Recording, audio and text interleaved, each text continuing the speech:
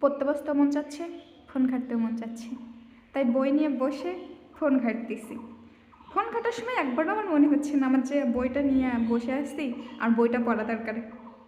কিন্তু বই যখন পড়তে বসি, বই যখন খুলি, তখন আমার মনে পড়ে এই শব্দের মিনিং দেখা দরকার, এই শব্দের মিনিং কী হবে।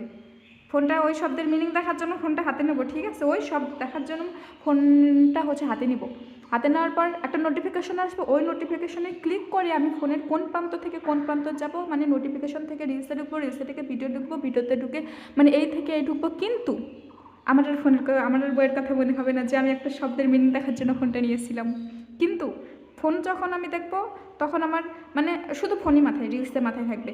কিন্তু আমি যখন ফোন ঘাঁটি তখন আমার একবারও মনে পড়বে না আমার বইয়ের সাথে কোনো সম্পর্ক আছে। আমি এই যে আমি বই নিচ্ছি আমি পড়াশোনা করার জন্য, মানে কী যে হবে কে জানে, খাতায় যে কী লিখবো, প্রশ্নের কী যে আনসার দেবো জানি না, জীবন এভাবেই কাটতেছে, এই আর কি।